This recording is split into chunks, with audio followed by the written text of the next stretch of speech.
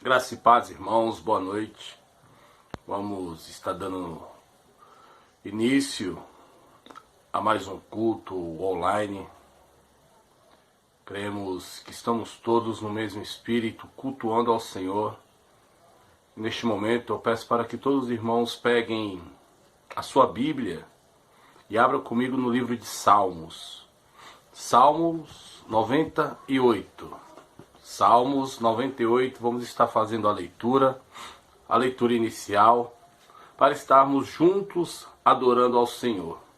Salmos 98 diz assim: Cantai ao Senhor um cântico novo, porque Ele tem feito maravilhas, e a sua destra e o seu braço santo lhe alcançarão a vitória.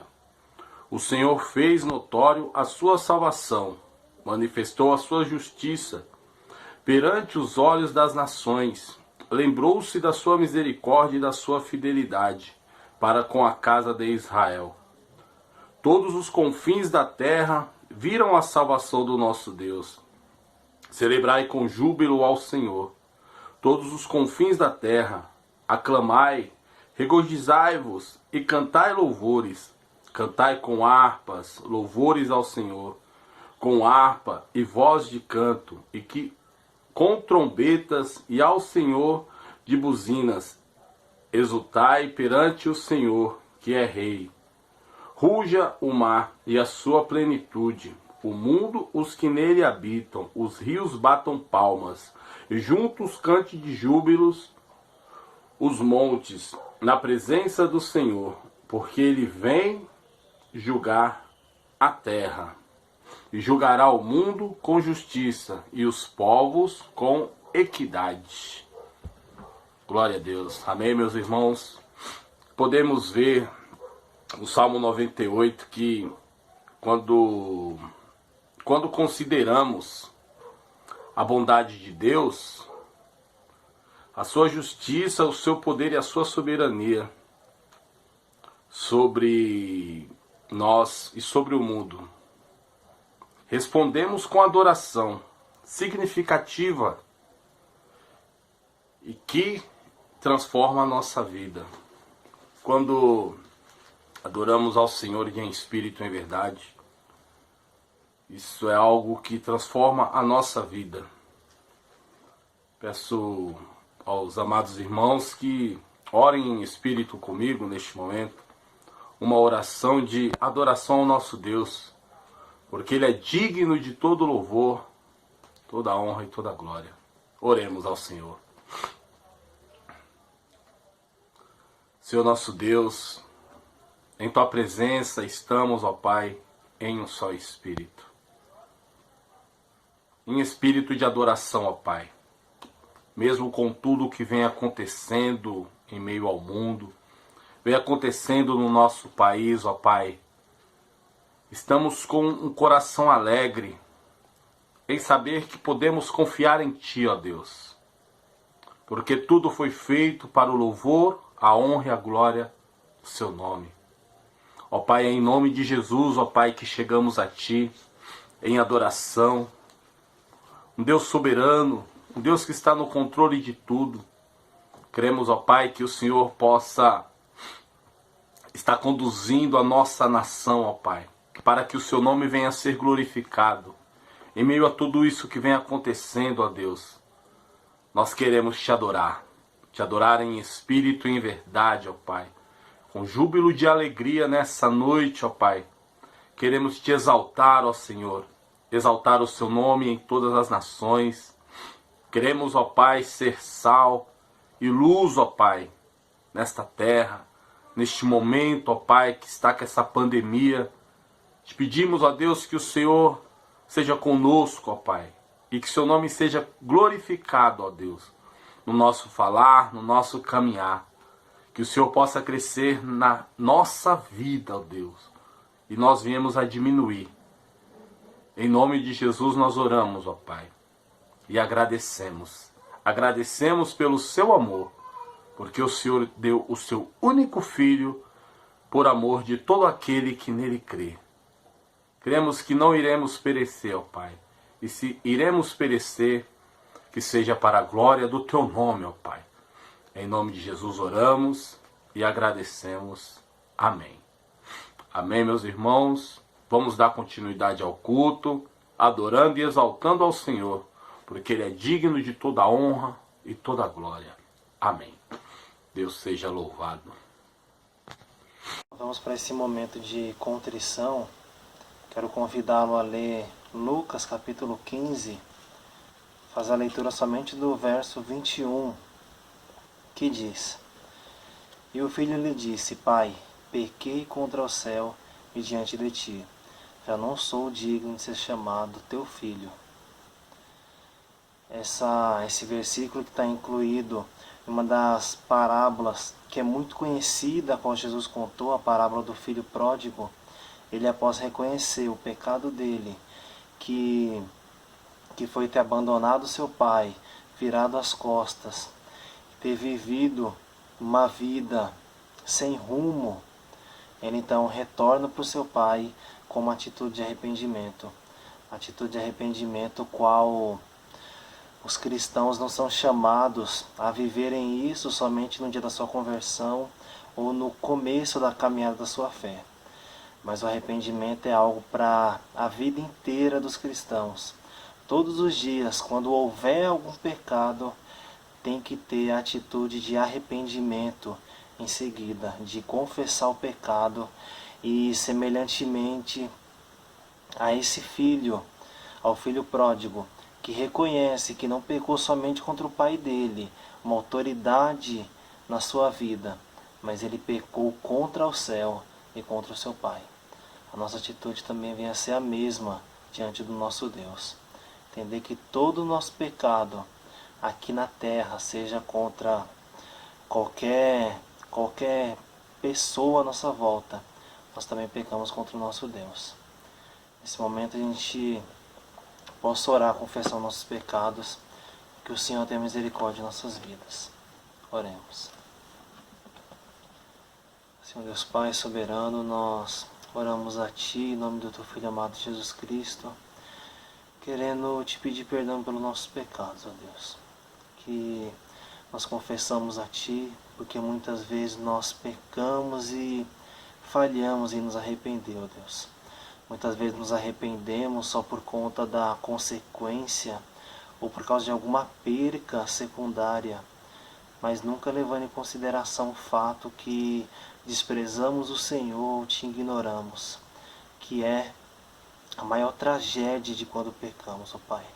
A consequência é a menor delas, mas o fato de desagradar o Senhor é a pior coisa que fazemos quando pecamos. Que o Senhor possa, através do Seu Espírito, gerar arrependimento sincero em nossos corações. Nós venhamos ter o coração quebrantado diante do Senhor, todos os dias da nossa vida. Em nome de Jesus Cristo. Amém.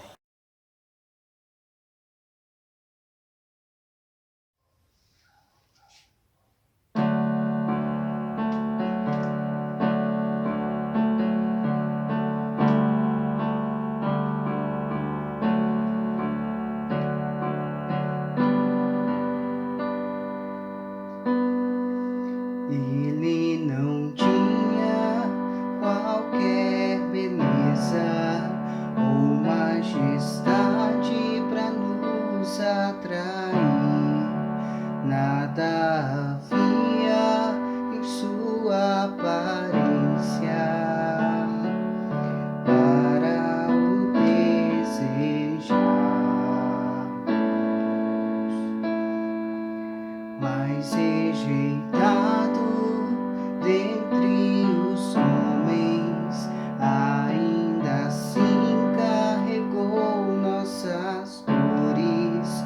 O seu castigo nos traz paz e a esperança não cessa. A oferta pela culpa Ele ofereceu para satisfazer o Criador. Ele morreu para que a sua luz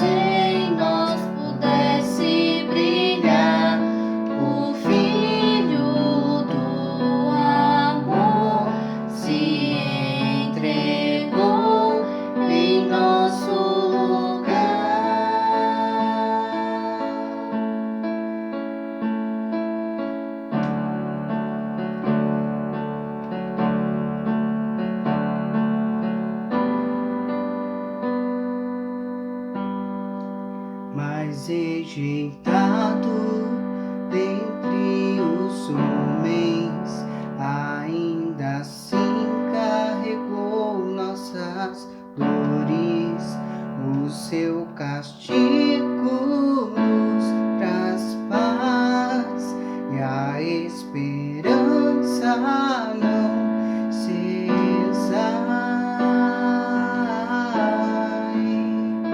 A oferta pela culpa ele ofereceu para satisfazer o Criador. Ele morreu para que a sua luz em nós pudesse brilhar. O Filho do amor se entregou em nosso lugar. És o Cordeiro que pelos nossos pecados foi esmagado sem dizer uma só palavra. Se entregou aos cravos, derramou sua vida até a morte, provando a ira amarga pra nos dar sua doce graça e nos fazer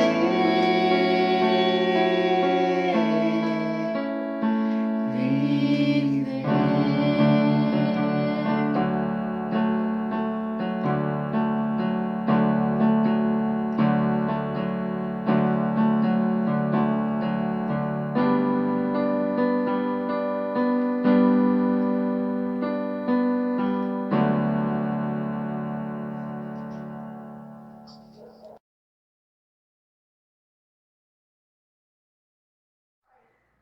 Venho, Senhor, minha vida oferecer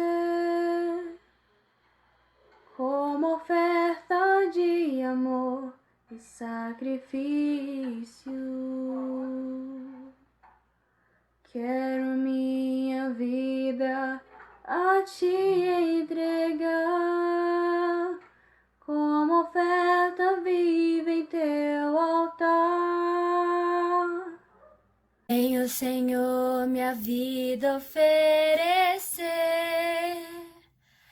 como oferta de amor e sacrifício. Quero minha vida a te entregar como oferta viva em teu altar, pois pra te adorar foi que eu nasci. Cumpre em mim o teu querer, e faça o que está em teu coração, e que a cada dia eu queira mais e mais estar ao teu lado, Senhor. Pois pra te adorar foi que eu nasci. Cumpre em mim o teu querer, e faça o que está em teu coração,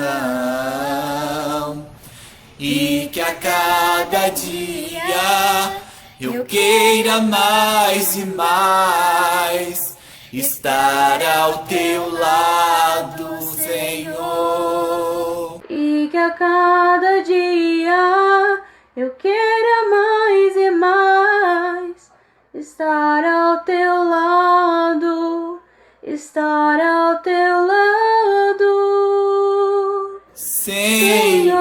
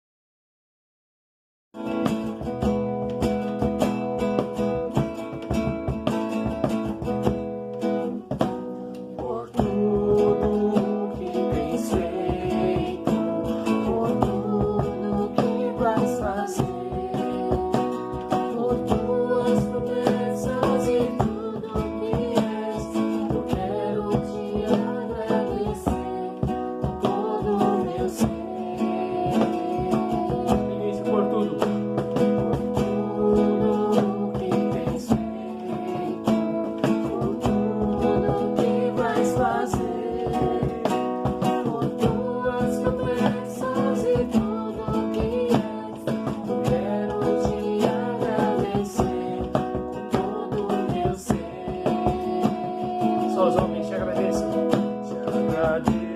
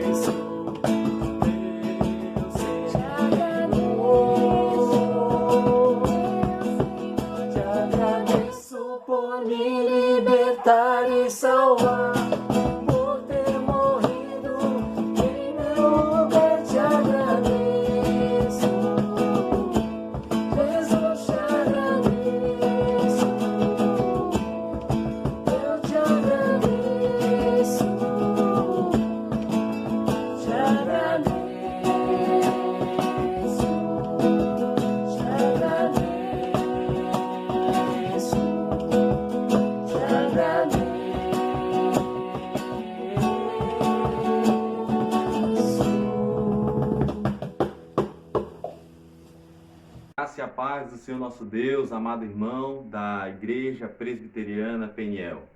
Eu sou o seminarista Ian Guedes e nós estamos numa série de sermões sobre o cristão e a política. E estamos estudando aí um dos textos bíblicos que mais falam sobre esse tema, que é o capítulo 13 da carta de Paulo aos Romanos, capítulo 13 da Epístola de Paulo aos Romanos. Esse capítulo 13 de Romanos, do verso 1 até o verso 7, fala bastante sobre os governantes, sobre as autoridades e sobre qual é a postura do cristão diante da autoridade política.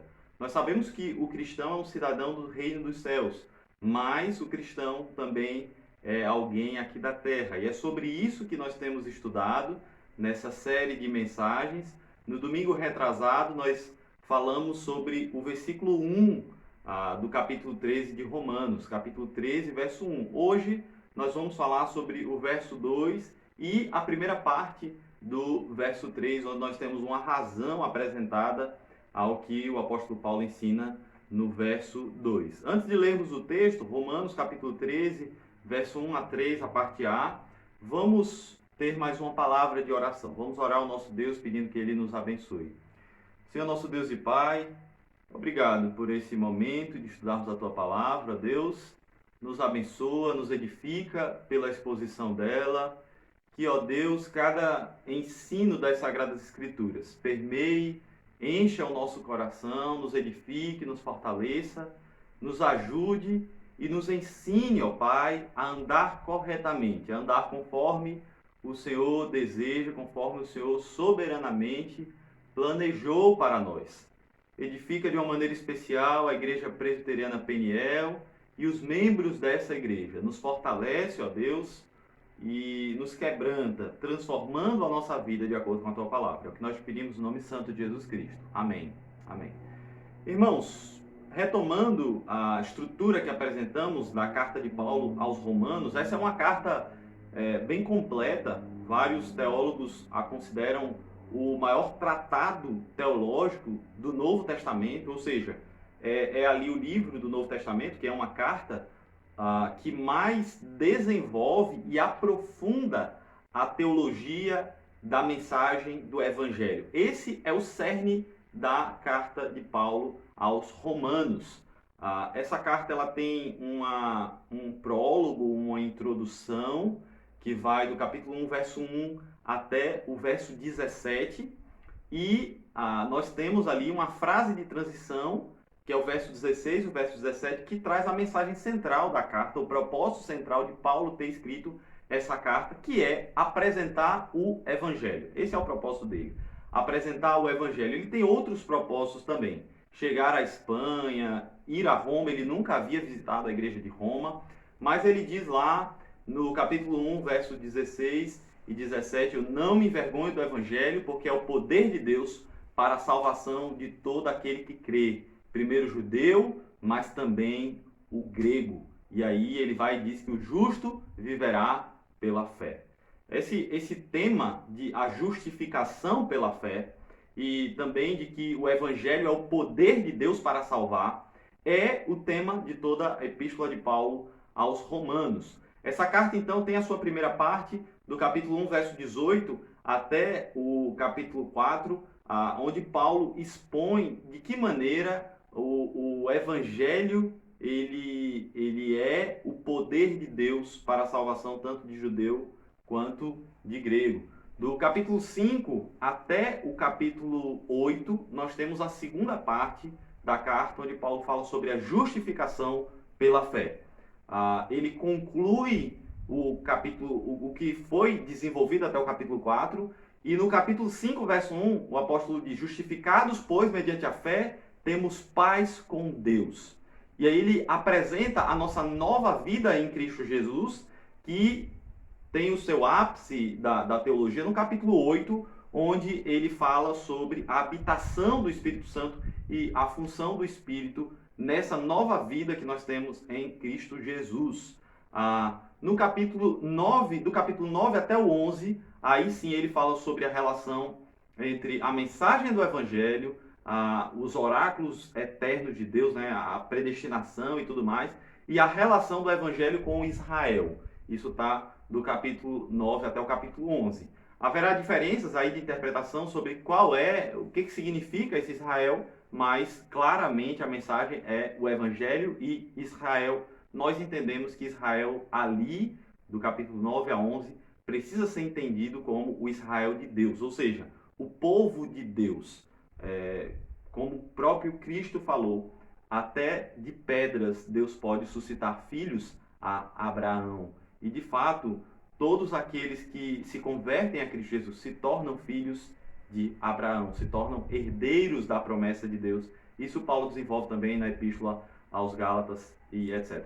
A última parte do livro, que vai do capítulo 12, o primeiro versículo, até o final, fala sobre como a nossa vida prática agora precisa ser entregue como um sacrifício justo, santo e agradável a Deus. Esse tema ele está ali no capítulo 12, verso 1 e 2, mas ele vai do capítulo 12 até o final da carta, e lá no final, capítulo 15, verso 14, até o final do capítulo 16, nós temos o prólogo, a conclusão da carta, mas antes disso, uma aplicação prática, capítulo 12, 13 e 14, uma aplicação prática de todo o ensino do capítulo 1 até o capítulo 11. Então, a gente pode dividir também em duas grandes partes, parte teórica, teológica e a parte prática.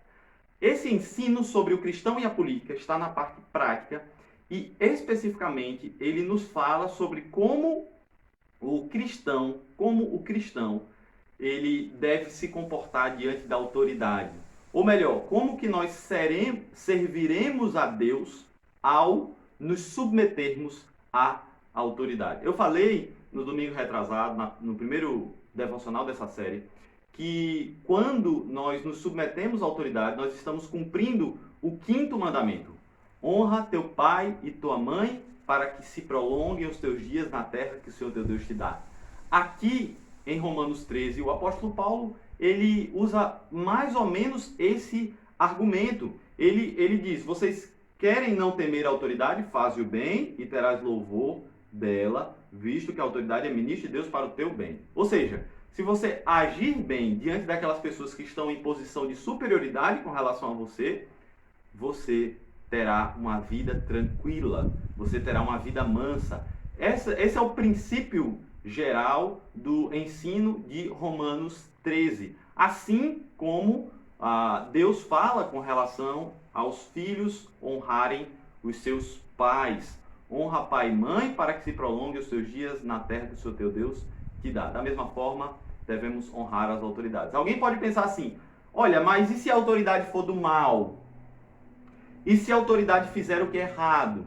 E a princípio, irmãos, antes de nós respondermos essa pergunta, com relação aos pais, essa possibilidade também existe, né? Eu sei que é raro um pai cuidar mal do filho, mas existe essa possibilidade de um pai cuidar mal do seu filho.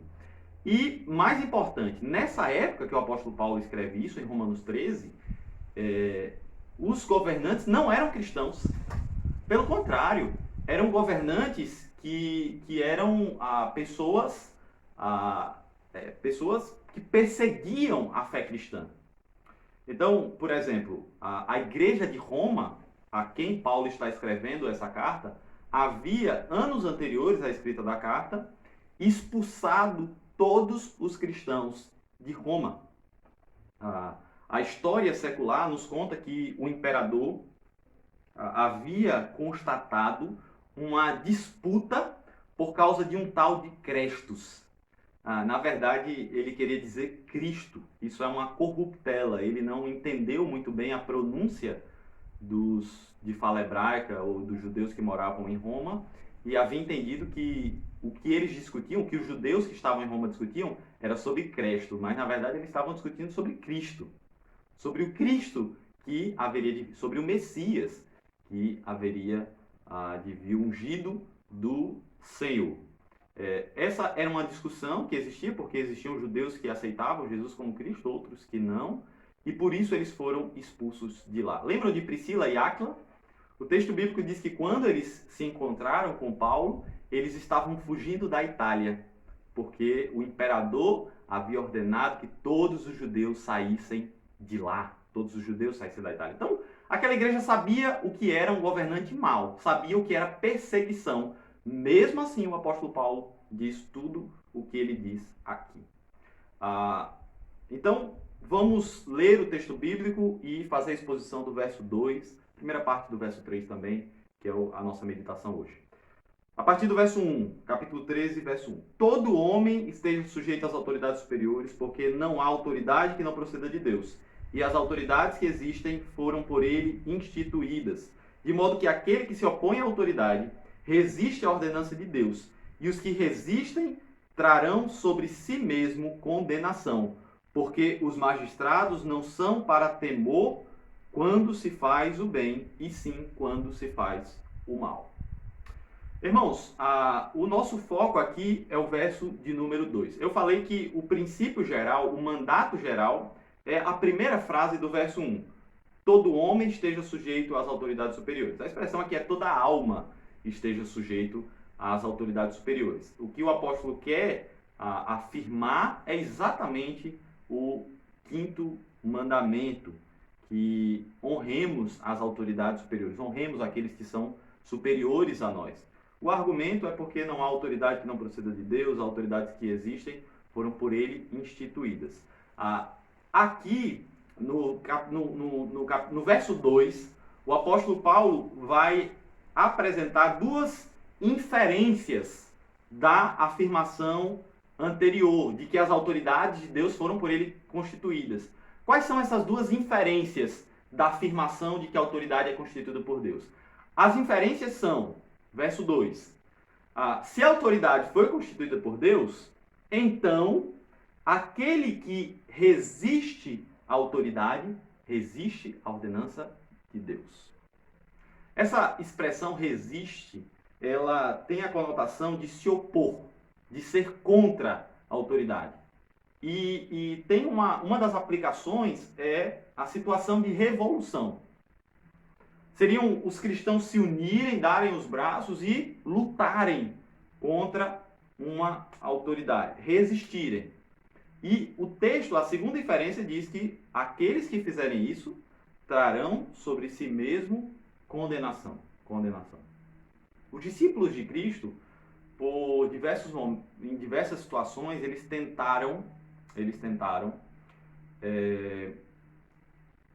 entendiam que a função de Jesus era ser um rei humano.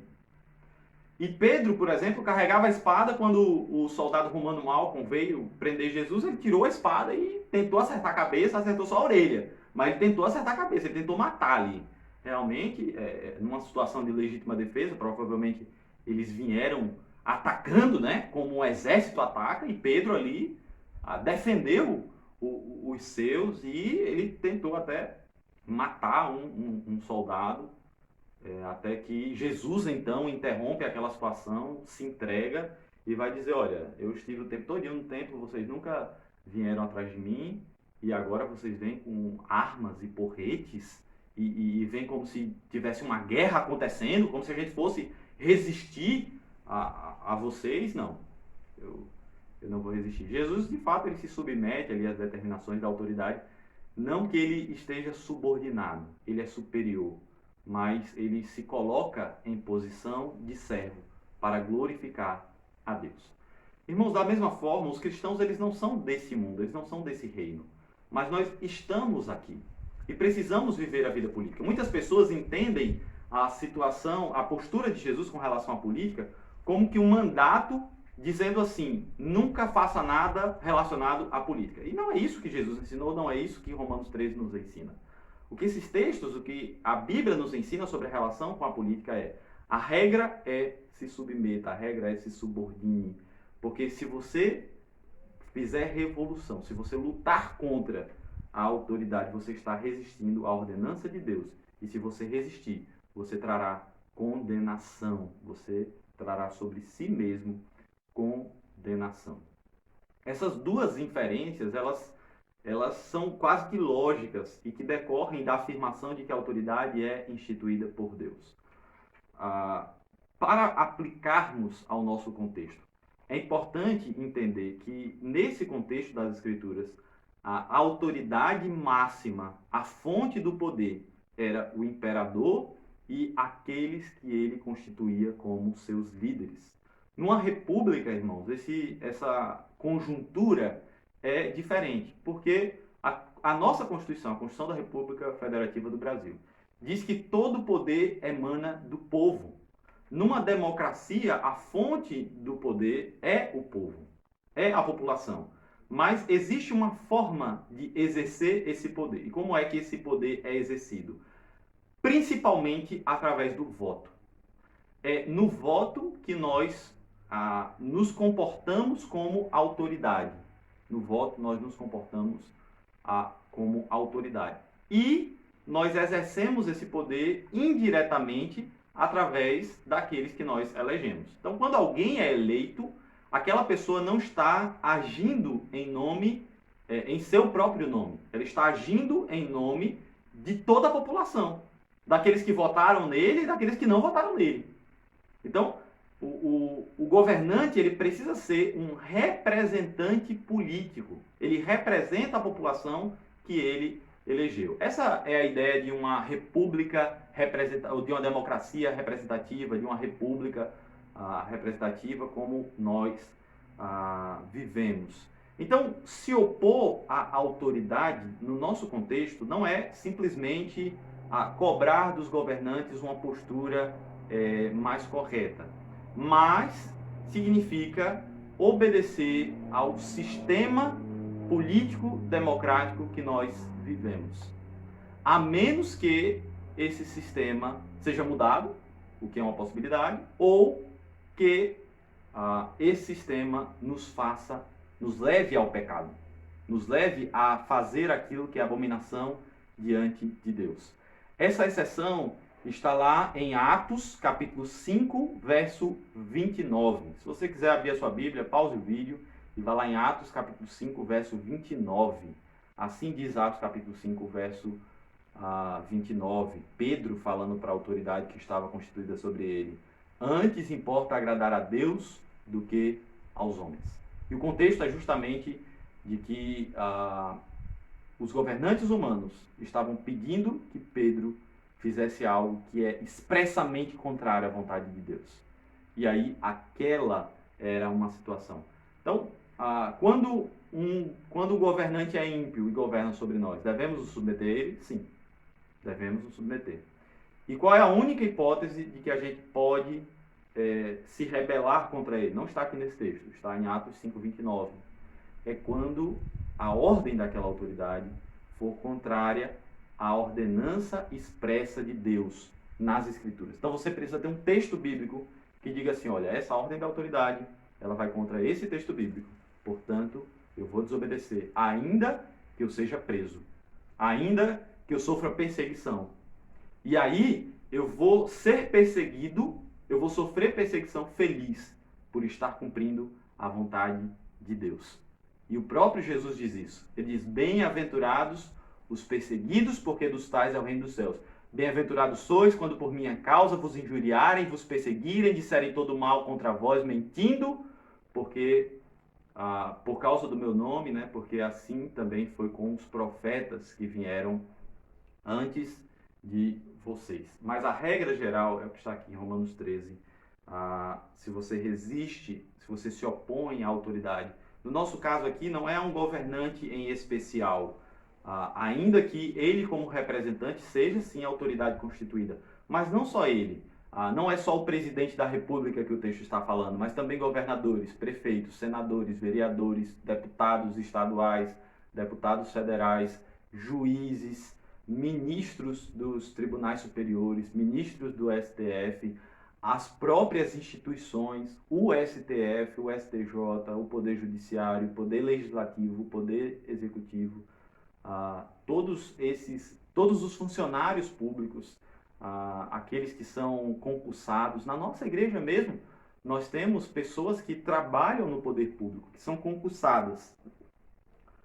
Essas pessoas, nas funções que elas exercem, são autoridades instituídas por Deus.